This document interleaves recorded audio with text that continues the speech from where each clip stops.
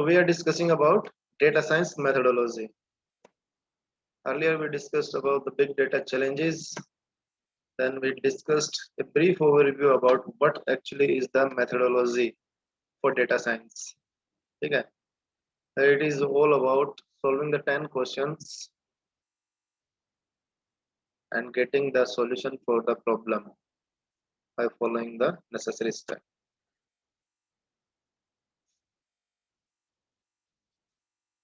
So this is the general methodology that is being followed in data science to obtain the solution for any particular kind of problem. ठीक है जी, तो ये कह रहा है जी methodology is a key to success. Methodology क्या है जी? Methodology is a step-by-step procedure, is a systematic method, is a systematic approach to get the solution for any particular kind of problem. ठीक है जी? तो मेथोडोलॉजी का मतलब ये है कि आप एक कोई पर्टिकुलर मेथड फॉलो करने लग रहे हो, आप एक कोई पर्टिकुलर चैनल फॉलो कर रहे हो, जिस पर्टिकुलर चैनल के through you can get to the desirable solution from start to the end. ठीक है जी? तो there are some basic steps in methodology that are followed in data science.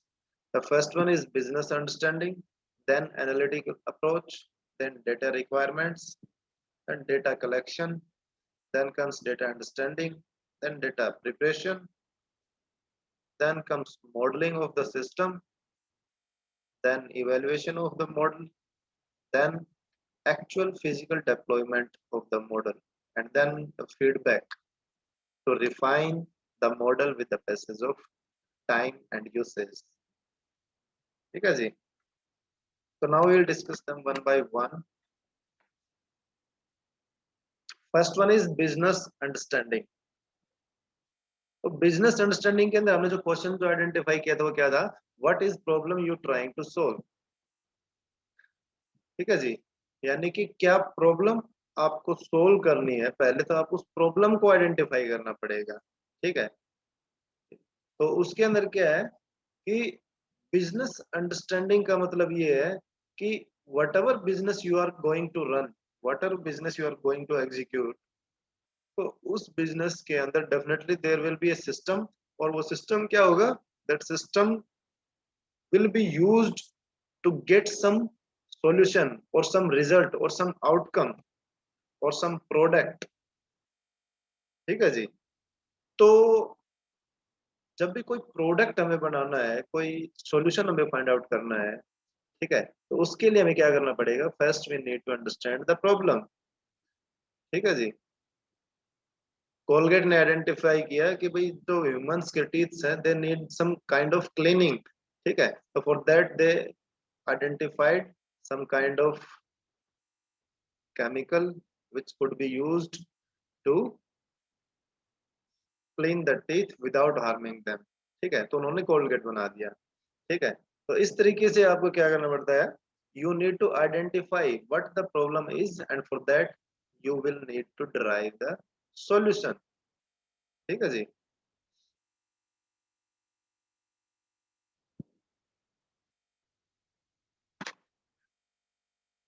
तो ये क्या कह रहा है? Far better, क्या कह रहा है? ज्यादा बढ़िया है क्या? An approximate answer to the right question. ठीक है जी? ये कह रहा है कि अगर आपका क्वेश्चन बिल्कुल सही है, यानी कि ये problem you have identified is the correct one, ठीक है, तो उसका अगर आपने अप्रोक्सीमेट आंसर भी आइडेंटिफाई कर लिया, अप्रोक्सीमेट सॉल्यूशन भी आपने ऑब्टेन कर लिया, तो वो भी क्या है? That is better. किससे? Then an exact answer to the wrong question. आपने प्रॉब्लम ही गलत आइडेंटिफाई कर ली. ठीक है जी? अब उस प्रॉब्लम का सॉल्यूशन आप फाइंड आउट कर लो, आपने बिल्कुल एग्जैक्ट सॉल्यूशन फाइंड आउट कर लिया उस प्रॉब्लम का, लेकिन फायदा क्या? आप तो कुछ और ही करना चाह रहे थे, आपको बनानी कोलगेट थी. ठीक है जी? Which could be use to clean the teeth, लेकिन आपने बना कुछ और ही दिया. आपने कोई पेन किलर मेडिसिन बना दी, आपने कोई कौन सी आते हैं ना हमारे, कोई मूव बना दी, या आपका इस तरह की कोई अदर चीज बना दी. यानी कि वो किसी कोई कोई सॉल्यूशन तो है किसी प्रॉब्लम के लिए, लेकिन आप जिस प्रॉब्लम के लिए काम कर रहे थे वो आपका काम हुआ ही नहीं. ठीक है। तो कहने का मतलब ये है कि first you definitely required to identify the problem up to the 100% accuracy. ठीक है जी। आपको प्रॉब्लम को करेक्टली आइडेंटिफाई करना पड़ेगा, फिर उसका आप सॉल्यूशन 100% अचीव करो या ना करो, that is a different issue. वो तो बाद में पता चलेगा जब आप पूरी प्रोसेस अप्लाई करोगे, उसके बाद you will come to conclusion कि you get the result, you get the answer, you get the solution to the problem or not। ठीक है। लेकिन फर्स्ट थिंग इज फर्स्ट। तो सबसे पहले you need to identify the right problem. ठीक है, to get the right solution. तो जो बिजनेस अंडरस्टैंडिंग की बात कर रहे हैं हम, उसके अंदर हम जनरली हम 3 स्टेप्स को इंक्लूड करके चल रहे हैं: determine, understand and map. Determine के अंदर हम क्या करेंगे कि भाई जो आपका जो क्लाइंट है वो क्या चाहता है। आप कोई बिजनेस रन कर रहे हो, आप कोई प्रोडक्ट बनाने लग रहे हो, तो you are making the product for the client, for the customer, for the consumer. अब वो कंज्यूमर जो है उसकी क्या डिमांड है, व्हाट डज ही नीड, उसको क्या चाहिए, वो चीज आपको आइडेंटिफाई करनी पड़ेगी। ठीक है जी। तो that is the primary objective. ठीक है। तो हमारा बिजनेस जो है उसका जो प्राइमरी ऑब्जेक्टिव है बिजनेस अंडरस्टैंडिंग के अंदर, वो सबसे प्राइमरी ऑब्जेक्टिव क्या है कि आप जिस क्लाइंट के लिए प्रोजेक्ट बना रहे हो, आप जो कंज्यूमर्स के लिए प्रोजेक्ट बना रहे हो, प्रोडक्ट बना रहे हो, वो अकॉर्डिंग टू कस्टमर रिक्वायरमेंट्स है या नहीं है। सबसे पहले तो ये चीज आइडेंटिफाई करनी पड़ेगी। ठीक है जी। तो उसके अंदर फिर क्या होते हैं, कुछ चीजें हैं, कुछ टर्म्स हैं जो आपको ध्यान में रखने पड़ेंगे। क्या? Reduce attrition. एट्रिशन को रिड्यूस करना पड़ेगा आपको। एट्रिशन क्या है? Attrition is a kind of efforts जो किसी भी बिजनेस की प्रोडक्टिविटी, उसकी इफेक्टिवनेस को क्या करते हैं, कम करते हैं। ठीक है। तो एट्रिशन एक ऐसे एफर्ट्स हैं किसी भी person that is belonging to a particular business, जो क्या करते हैं, जो उसके continuous efforts leads to the ineffectiveness of the business, यानी कि आपके बिजनेस की जो वैल्यू है उसको कम करते हैं। तो ऐसी चीजों को हमें क्या करना है, अवॉइड करना है। ऐसे जो एफर्ट्स हैं जिनकी वजह से बिजनेस को लॉस होता है, जिससे वजह से बिजनेस की रेप्यूट डाउन जाती है, we just need to avoid such kind of actions. ठीक है जी। That is reduce attrition. ठीक है। कि हमें ऐसे एफर्ट्स जो बिजनेस की इफेक्टिवनेस को कम करे उनको रिड्यूस करना है। ठीक है। दूसरा क्या है? Customised targeting. कस्टमाइज्ड टारगेटिंग, आप कोई बिजनेस रन कर रहे हो तो उसके ऊपर कस्टमाइज्ड टारगेटिंग का मतलब ये है कि you understand the interest of the consumer and accordingly you provide the product to the consumer. कि भाई कंज्यूमर को जो प्रोडक्ट चाहिए उसको उसके अकॉर्डिंग ही आप प्रोडक्ट क्या करोगे, डिलीवर करोगे, उसको उसी के अकॉर्डिंग प्रोडक्ट क्या करोगे, प्रोवाइड करोगे आप। ठीक है। तो दैट इज कस्टमाइज्ड टारगेटिंग, कि आप कस्टमर को टारगेट तो कर रहे हो, लेकिन कस्टमर को टारगेट करने का मतलब ये नहीं कि सबको आप सेम ही प्रोडक्ट आप डिलीवर करने लग रहे हो। You are customising the product according to the individual customers, individual consumers requirements. ठीक है जी। फिर क्या आता है आपका? Plan future media spend. Future media spend, कि भाई आपके पास जो रिसोर्सेज है, जो मीडिया, चाहे आप वो एडवर्टाइजिंग के लिए यूज कर रहे हो, आप उसको आप कंज्यूमर अट्रैक्शन के लिए आप यूज कर रहे हो, आप मार्केटिंग के लिए यूज कर रहे हो। ठीक है। जो मीडिया, वो आपको पहले से प्लान करना पड़ेगा कि how do you want to use your resources for advertising. ठीक है जी। आपको मीडिया को किस तरीके से यूज करना है फ्यूचर के अंदर कि आपका जो प्रोडक्ट है दैट बिकम्स ए सक्सेस। ठीक है जी। उसको ज्यादा से ज्यादा कंज्यूमर्स क्या करें, यूज करें, उसको परचेज करें। ठीक है। फिर क्या आ जाता है आपका? Prevent fraud. फ्रॉड को भी प्रिवेंट करना पड़ेगा आपको। Piracy, you know piracy. Duplicacy of the original content, duplicacy of the original product. ठीक है जी। तो आपको ऐसी चीज, आपको एक मार्केट रिसर्च, मार्केट सर्वे सिस्टम भी आपको इम्प्लीमेंट रखना पड़ेगा बिजनेस के अंदर, जिसके अंदर आप क्या कर रहे हो, you are identifying some kind of fraudulent activities that are going on in the market. यानी कि आपका जो प्रोडक्ट है उसकी डुप्लीकेट कॉपीज मार्केट के अंदर जा रही है। ठीक है। जैसे अभी कौन सी थी ये, राधे मूवी आई थी, ऑनलाइन जी, जी के ऊपर इन्होंने क्या किया था, लॉन्च किया था। लेकिन इंटरनेट के ऊपर वो हर जगह अवेलेबल थी। तो भाई जब जी5 उसको 150-200 रुपए में बेच रहा है, तो आप, और आपको इंटरनेट पे वो फ्री में मिल रही है, there are various resources that are providing that, तो आपको वो 200 रुपए, वाई वुड यू स्पेंड, आप 200 रुपए खर्च करके भी उसको आपको अपने टीवी पे ही देखना है, आप वो फ्री में डाउनलोड करके भी आप टीवी पे ही देखोगे, तो why would you spend your money for such kind of product. तो वहां पे आप तो अल्टीमेट लॉस किसका होगा, बिजनेस का, जो उस चीज को ड्राइव करना है, जिन्होंने इतने एफर्ट किए पैसे कमाने के लिए, उन्होंने एक बार, उनकी एक बार एक कॉपी बिकी और फिर उसकी डुप्लीकेट कॉपीज मार्केट के अंदर आ गई, तो क्या हुआ, लॉस। तो such kind of fraudulent activities आपको क्या करने पड़ेंगे, you need to identify to make the business a success. ठीक है जी। उसके बाद रिकमेंड प्रोडक्ट्स। आपने जो प्रोडक्ट बनाए हैं, आपके जो बिजनेस के जो प्रोडक्ट्स हैं, you need to recommend those products to the consumer. ठीक है जी।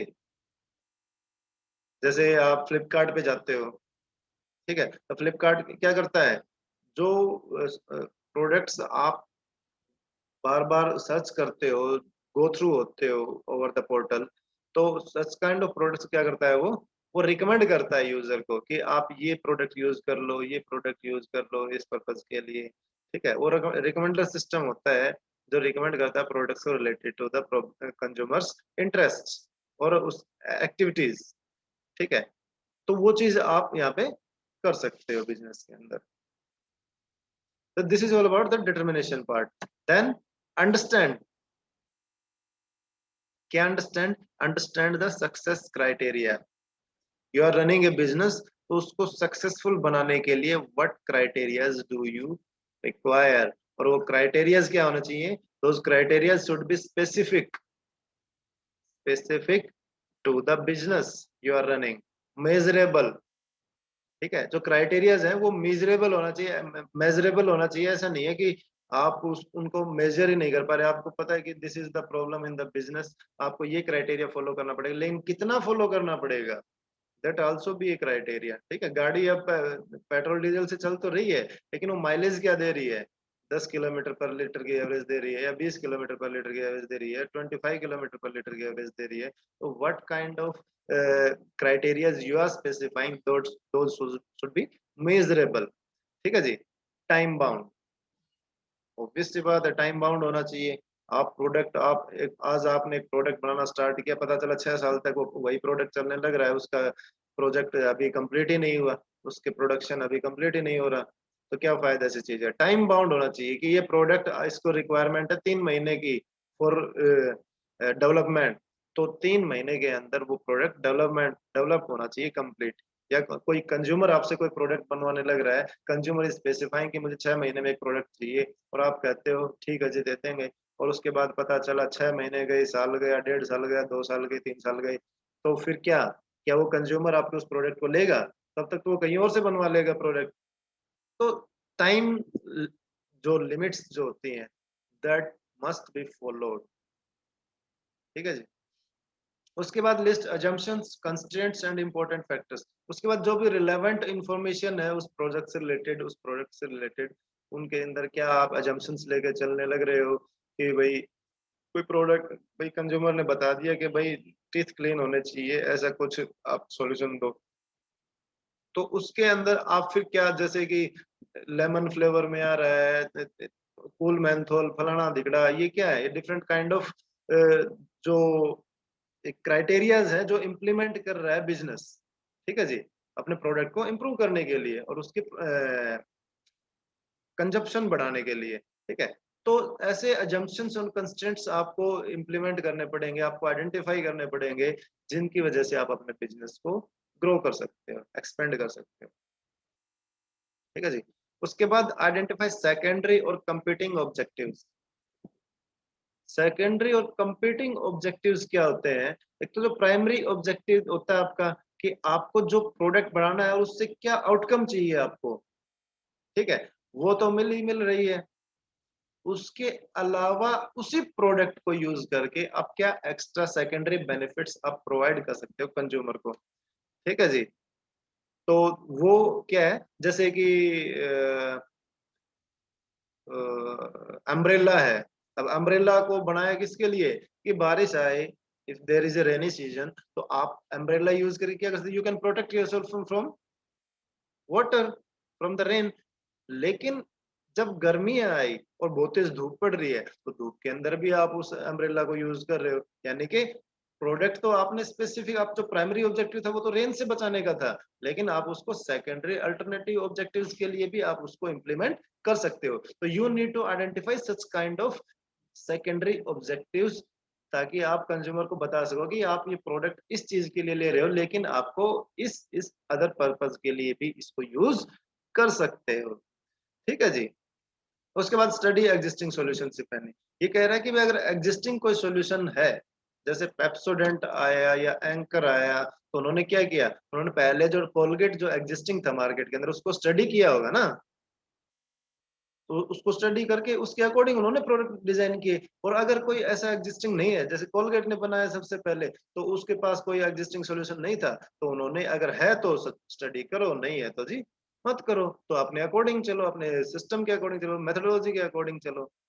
ठीक है। तो that is a thing to implement, to understand in the business. ठीक है जी। उसके बाद आ जाता है आपका मैप। मैपिंग का मतलब ये होता है कि आपने जो ऑब्जेक्टिव्स जो आइडेंटिफाई किए हैं, चाहे वो प्राइमरी ऑब्जेक्टिव्स है, आपके सेकेंडरी ऑब्जेक्टिव्स है, जो आपके प्रोजेक्ट के ऑब्जेक्टिव्स हैं, उनको आपको मैप करना है किसके अंदर? टेक्निकल ऑब्जेक्टिव्स के अंदर। टेक्निकल ऑब्जेक्टिव्स यानी आपने ऑब्जेक्टिव्स तो आइडेंटिफाई कर लिए कि ये चीज करनी है, उसको इम्प्लीमेंट कैसे करेंगे टेक्निकली। ठीक है। तो वो चीजें अब यहाँ पे आप क्या करोगे, मैप करोगे जी उन ऑब्जेक्टिव्स को टेक्निकल टर्म्स के अंदर। ठीक है जी। ये क्या कर रहे हैं, state the project objectives in technical terms. ठीक है।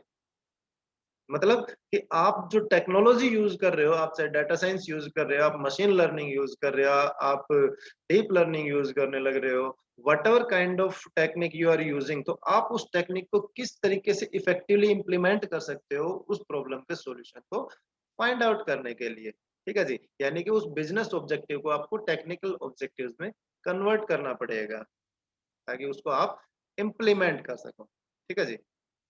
एक्सप्लोर सक्सेसफुल सिनेरियोज, ये वही चीज कह रहा है कि अगर कोई सिनेरियोज एग्जिस्टिंग है जो पहले सक्सेसफुली इंप्लीमेंट हुए हैं सच काइंड ऑफ प्रॉब्लम्स के लिए, तो वहां पे आप उन चीजों को क्या करो, उनको एक्सप्लोर करो, उनको आइडेंटिफाई करो, और उनको उनके अकॉर्डिंग आप यूज कर सकते हो if you are not having your own perspective of using the technical skills. ठीक है। तो वहां पे आप एग्जिस्टिंग मेथोडोलॉजीज आप इंप्लीमेंट कर सकते हो सिस्टम के अंदर। जैसे आपका ऑब्जेक्टिव है, मान लो वैल्यूज प्रिडिक्ट करने के लिए, तो उसके लिए आप क्या टेक्निक यूज करोगे? You will use regression technique. अब रिग्रेशन टेक्निक के अंदर आप लीनियर रिग्रेशन यूज कर सकते हो, आप बेजियन रिग्रेशन यूज कर सकते हो, आप डिसीजन ट्रीज यूज कर सकते हो। अगर आपका ऑब्जेक्टिव है कैटेगरीज प्रिडिक्शन का, तो वहां पे आप क्लासिफिकेशन टेक्निक यूज करोगे, तो उसके अंदर आप लॉजिस्टिक रिग्रेशन यूज करते हो, आप एसवीएम सपोर्ट वेक्टर मैट्रिक्स आप यूज कर सकते हो, डिसीजन ट्रीज आप यूज कर सकते हो। ठीक है जी। आप प्रिडिक्ट प्रेफरेंस, अगर आपका ऑब्जेक्टिव प्रेफरेंसेस को आइडेंटिफाई करने के लिए, यूजर के क्या क्या प्रेफरेंसेस हो सकते हैं, क्या उसके इंटरेस्ट हो सकते हैं, उनको प्रिडिक्ट, तो वहां पे आप क्या यूज करते हो? रिकमेंडर सिस्टम, ताकि उस प्रेफरेंस उस इंटरेस्ट के अंदर अकॉर्डिंग आप क्या कर सको, प्रोडक्ट को फॉर्मुलेट कर सको। ठीक है। तो उसके लिए आप कोलेबरेटिव फिल्टरिंग आप टेक्निक यूज कर सकते हो, या content based filtering technique use कर सकते हो। ठीक है जी। उसके बाद अगर if you want to identify the groups, तो वहां पे आप क्लस्टरिंग टेक्निक यूज करोगे, तो उसके अंदर आप के मींस क्लस्टरिंग आप यूज कर सकते हो, हायरार्किकल क्लस्टरिंग आप यूज कर सकते हो। ठीक है। आइडेंटिफाई अनयूजुअल डेटा, अगर कोई अनयूजुअल डेटा डेटा पॉइंट्स आपको आइडेंटिफाई करने हैं, तो वहां पे आप एनोमली डिटेक्शन टेक्निक्स यूज करोगे। जो जो एक्स्ट्रा फालतू की जो डेटा जो है, हो सकता है आपके बिजनेस, आप प्रोडक्ट जो बनाने लग रहे हो उसके अंदर एक्स्ट्रा ऐसा डाटा आ गया विच इज नॉट यूजफुल और इफेक्टिव फॉर द प्रोडक्ट। तो उस चीज को आइडेंटिफाई करने के लिए you will implement anomaly detection technique. उसके अंदर KNN आप यूज कर सकते हो, आप one class SVM support vector machines आप यूज कर सकते हो। यानी कि फॉर एग्जांपल बताया है कि अगर सच काइंड ऑफ ऑब्जेक्टिव्स हैं तो उनको आप टेक्निकली किस तरीके से इंप्लीमेंट कर सकते हो। ठीक है, ये सम ऑफ द एग्जांपल्स आपको बताएं कि इस तरीके का अगर कोई ऑब्जेक्टिव आपके बिजनेस ऑब्जेक्टिव तो उसको आप टेक्निकली इस तरीके से ये टेक्निक्स आप यूज करके उसको मैप करवा सकते हो बिजनेस ऑब्जेक्टिव को टेक्निकल ऑब्जेक्टिव के अंदर। ठीक है जी।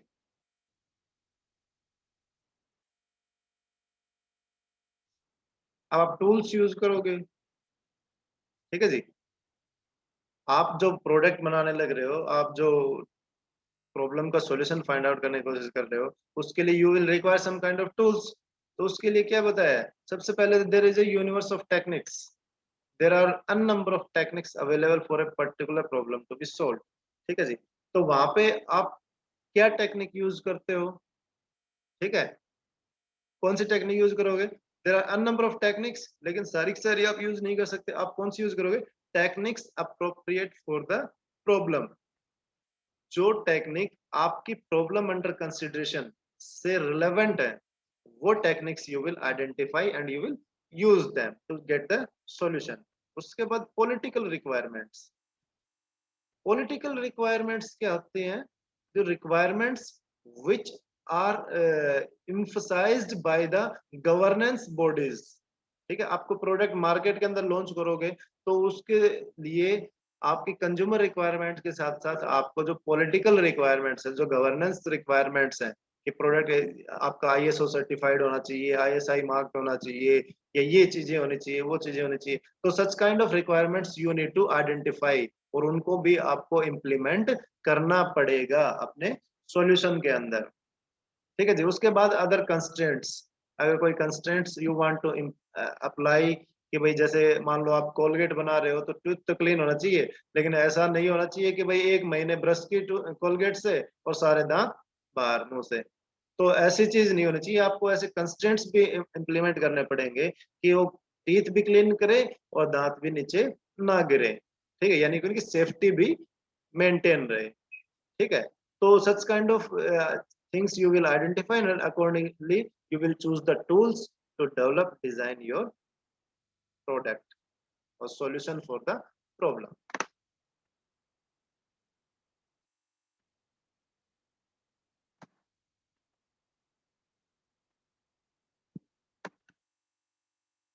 ठीक है जी। उसके बाद क्या आता है आपका, अब हम बात करें प्राइमरी ऑब्जेक्टिव की। प्राइमरी ऑब्जेक्टिव हम पहले बता चुके हैं, क्या, जो प्रिवेंट एट्रिशन। आपको ऐसे एफर्ट्स को प्रिवेंट करना है जो बिजनेस की इफेक्टिवनेस को कम करें। उसके लिए एक सॉल्यूशन बताया, क्या, इंक्रीज सब्सक्रिप्शन रिन्यूअल्स। आपने देखा होगा फ्लिपकार्ट अमेजन के ऊपर आजकल आप कोई ऐसे ग्रोसरी प्रोडक्ट्स या कुछ इस तरीके के प्रोडक्ट लेते हो जो कुछ टाइम के बाद यू रिक्वायर देम अगेन। तो ऐसे प्रोडक्ट्स के लिए वो क्या देता है, सब्सक्रिप्शन ऑप्शन प्रोवाइड करता है प्रोडक्ट के लिए, कि if you subscribe and save the particular product for again purchasing, तो वहां पे आपको 5% 10% वो क्या कर देता है, डिस्काउंट प्रोवाइड करता है। फॉर एग्जाम्पल, मान लो आप कोलगेट का ही एग्जांपल ले लो। आपने कोलगेट आज परचेज की, तो वो एक ऑप्शन देगा, अगर डायरेक्टली परचेज करना चाहते हो तो मान लो 100 रुपीज का, और अगर आपने उसको सब्सक्राइब एंड सेव कर लिया कि भाई आप 2 महीने बाद ऑटोमेटिकली वो फिर से डिलीवर कर देगा अपने आप, आपको ऑर्डर करने की जरूरत नहीं है। ठीक है, उसको बोलते हैं सब्सक्रिप्शन। ठीक है, कि आपने 2 महीने बाद, जैसे ही 2 महीने पूरे होंगे, वो प्रोडक्ट ऑटोमेटिकली डिलीवर कर देगा आपके सेम एड्रेस के ऊपर। ठीक है, तो आपको वहां पे आपको पेमेंट करनी पड़ेगी और आप उस प्रोडक्ट को ले लोगे। तो उसमें क्या होगा, आप, हो सकता है कि आपने अब कोलगेट परचेज के 2 महीने बाद आपका मन पेप्सोडेंट खरीदने का कर जाए, तो वहां पे आपको क्या कर दिया, जो बिजनेस ने टारगेट किया आपको कि 2 महीने बाद आपको कोलगेट ही खरीदनी है। क्यों, क्योंकि आपने उसने आपको 10% लेस दे दिया, आपने आपको डिस्काउंट प्रोवाइड कर दिया। तो आप, जाहिर सी बात है, आप कोलगेट ही लोगे दोबारा से। ठीक है। लेकिन अगर आपको सब्सक्रिप्शन नहीं होता तो हो सकता है आप स्टूडेंट पे जा सकते थे, आप एंकर पे जा सकते थे, या आप किसी अदर प्रोडक्ट के ऊपर आप स्विच कर सकते थे। तो जो एट्रिशन है, जो इफेक्टिवनेस को मेंटेन करने के लिए सब्सक्रिप्शंस आर रिक्वायर्ड। ठीक है। दूसरा है कंपीटिंग ऑब्जेक्टिव्स। कंपीटिंग ऑब्जेक्टिव क्या कहता है आपका, कि हाई वैल्यू जो कस्टमर्स हैं उनको आप स्पेसिफिकली टारगेट करो अपसेल के लिए। ठीक है, आपकी सेल्स को बढ़ाने के लिए। ठीक है। हाई वैल्यू कस्टमर्स कौन से हैं, वो कस्टमर जो ज्यादा परचेजिंग करते हैं। एक तो मेरे जैसा कोई कस्टमर जो महीने में मान लो एक 100 रुपए के 200 रुपए की चीज खरीद ली। एक ऐसा भी है कोई भाई मान लो कोई नवीन जैसा या कोई और जो क्या करेगा, जो महीने में 10,000 की शॉपिंग करता हो। ठीक है। तो वो ऐसे कस्टमर्स को क्या करते हैं, दे टारगेट, दे आइडेंटिफाई, और उनको क्या करते हैं, वो कुछ extra offers and schemes they provide. ठीक है, ताकि वो और ज्यादा क्या करे, शॉपिंग करे और उसको मेंटेन रखे। ठीक है। क्योंकि जनरली कुछ लोगों का ये टारगेट होता है कि मान लो एक प्रोडक्ट आपको 100 रुपए का मिल रहा है मार्केट में, अगर आपने ऑनलाइन उसको 85 रुपीज में देख लिया तो आप उसको परचेज कर लोगे, चाहे आपको उसकी जरूरत है या नहीं है। तो दैट इज कंपीटिंग ऑब्जेक्टिव। ठीक है, कि आपको जरूरत नहीं होगी तो भी आप उस प्रोडक्ट को परचेज कर लोगे। तो वो कौन कर लेगा, तो वो ऐसे कस्टमर्स को आइडेंटिफाई करना पड़ेगा जो क्या करते हैं, जो हाई वैल्यू कस्टमर्स है, यानी कि जो ज्यादा परचेजिंग करते हैं ओवर द पोर्टल। ठीक है। तो ऐसे कस्टमर्स को आइडेंटिफाई करके और फिर उनको क्या करते हैं, बाउंड करते हैं, ताकि वो कंसिस्टेंसी जो है वो मेंटेन रहे। ठीक है जी। Constraints, avoid targeting customers too close to their contract expiration. ठीक है जी। यानी कि जब आपने मान लो कोई प्रोडक्ट आपने कोलगेट का सब्सक्रिप्शन कर लिया, तो 2 महीने बाद वो प्रोडक्ट आना है तो 15 दिन पहले ही वो क्या कर देगा, आपको बताना स्टार्ट कर देगा ये कि ये प्रोडक्ट है, ये आपका उस डेट को डिलीवर हो जाएगा, इसके लिए आप पेमेंट कर दीजिए ऑनलाइन या cash on delivery, what ever the choice of the consumer. ठीक है। लेकिन वो आपको नोटिफिकेशन मैसेज के थ्रू, मेल के थ्रू, आपको नोटिफिकेशन के थ्रू वो क्या करना स्टार्ट कर देता है, आपको बताना स्टार्ट कर देता है, आपको नोटिफाई करना स्टार्ट कर देता है, ताकि जिससे पहले कि आपका जो कॉन्ट्रैक्ट था, आपका जो सब्सक्रिप्शन था वो एक्सपायर हो, उससे पहले आप क्या कर दो, उसकी पेमेंट कर दो और आपका प्रोडक्ट डिलीवर हो जाए आपके पास। ठीक है जी। सक्सेस क्राइटेरिया क्या कहता है, सक्सेस क्राइटेरिया इसने ये डिफाइन किया है कि जो करंट रिन्यूअल रेट है, अगर वो मान लो फॉर एग्जांपल 65% है। ठीक है। तो success criteria to be adopted says कि अगर आपने नेक्स्ट क्वार्टर के अंदर, नेक्स्ट 3 मंथ्स के अंदर, अगर आपने उस 65% को 73% में कन्वर्ट कर दिया, तो you are at a success path. ठीक है। यानी कि मान लो एक प्रोडक्ट की सेल आपकी 65% है आज के दिन, और 3 महीने के अंदर अगर आपने उसको 73% पे पहुंचा दिया, तो इसका मतलब आपका जो बिजनेस है that is at the success point, यानी कि वो बिजनेस ग्रो करने लग रहा है। ठीक है जी। तो इस चीज को आपको यू नीड टू कंसिडर कि the business is growing continuously with in A stipulated period of time. ठीक है। तो that is a success criteria. और अगर इंप्रूव नहीं हो रहा है तो इसका मतलब क्या है, कि success is not there in your business. तो उसके लिए फिर आपको एफर्ट्स करने पड़ेंगे, हाई एफर्ट्स। ठीक है जी। Existing solution, business rule based targeting. Business rule based targeting का मतलब क्या है, कि एग्जिस्टिंग सॉल्यूशन ये कह रहा है कि मान लो आप कोलगेट सेल करने लग रहे हो। ठीक है। तो मार्केट में पेप्सोडेंट भी है, आपका एंकर भी है, आपके अदर प्रोडक्ट्स भी है, ठीक है, विको वज्रदंती भी है। ठीक है। तो ऐसे प्रोडक्ट्स को ध्यान में रखते हुए you need to target. Business rule based target का मतलब क्या है, कि भाई अगर मान लो पेप्सोडेंट जो है आपको 100 ग्राम के पेप्सोडेंट आपको 70 रुपीज में मिल रही है, तो कोलगेट को क्या करना पड़ेगा, उसको 65 में करना पड़ेगा। ठीक है। या 68 में करना पड़ेगा, यानी कि आपको कंपिटेटिव, आपको जो जो एमआरपी है, जो रेट्स हैं, वो आपको प्रोवाइड करने पड़ेंगे कंज्यूमर को। ठीक है, तभी तो वो आपका प्रोडक्ट से परचेज करेगा ना। नहीं तो हो सकता है भाई अगर पेप स्टूडेंट का 60 में आ रहा है और आपका 70 में है, तो वो 70 वाला क्यों लेगा, वो 60 वाला लेगा, काम तो दोनों को वही करना है। ठीक है, तो बिजनेस रूल बेस्ड टारगेटिंग भी आपको देखनी पड़ेगी। फिर क्या आता है, data science objective. Data science objective क्या कहता है कि build a binary classification model. एक आपको क्लासिफिकेशन मॉडल बनाना पड़ेगा जो क्या करेगा, जो कस्टमर्स को आइडेंटिफाई करेगा। ठीक है, कौन कस्टमर्स, वो कस्टमर्स जो रिन्यू करने के फेवर में नहीं है, जो अपने जो सब्सक्रिप्शंस वगैरह है उनको वो लाइकली नॉट टू रिन्यू, यानी कि वो रिन्यू नहीं करना चाहते, दे डोंट रिन्यू। तो ऐसे कस्टमर्स को आइडेंटिफाई करना पड़ेगा। ठीक है, बिफोर 3 मंथ्स इन एडवांस, यानी कि उनका कॉन्ट्रैक्ट एक्सपायर होने वाला है उससे 3 महीने पहले ही आपको उनको क्या करना पड़ेगा, आइडेंटिफाई करना पड़ेगा जी। ठीक है, ये है डेटा साइंस का ऑब्जेक्टिव। आप डेटा साइंस यूज किस लिए यूज करोगे, ये आइडेंटिफाई करने के लिए कि भाई जहाँ सब्सक्रिप्शंस हैं तो कौन उनको रिन्यू करेगा और कौन उनको रिन्यू नहीं करेगा। ये चीज पहले से ही आइडेंटिफाई करके और फिर उनको टारगेट करना पड़ेगा। ठीक है जी, टारगेट करेंगे तभी तो उनको वापस कन्वर्ट कर पाएंगे ना। तो उसके लिए क्या आता है आपका, तो सक्सेस सिनेरियो क्या है, सक्सेस सिनेरियो ये कहता है कि अगर मान लो मॉडल ने एक आइडेंटिफाई कर लिया कि 80% ऑफ जो कंज्यूमर्स हैं वो रिन्यू नहीं करेंगे फ्यूचर में, ठीक है, प्रोडक्ट को, जो आपके सब्सक्रिप्शन है उसको, तो आपको क्या करना पड़ेगा, as a business you need to drive a campaign. Campaign किसका, आपको you need to provide various promotions, various offers, vouchers, यानी कि उसको स्कीम्स प्रोवाइड करनी पड़ेंगी कंज्यूमर को, डिफरेंट स्कीम्स, ताकि वो क्या कर सके, वो उस प्रोडक्ट को रिन्यू कर ले।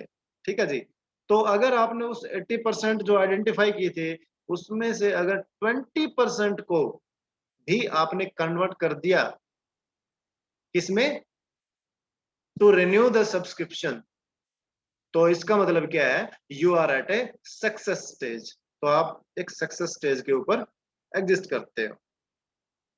ठीक है जी, तो ये ब्रीफली बताया है कि जो बिजनेस अंडरस्टैंडिंग के लिए क्या क्या करना है हमें। तो सबसे पहले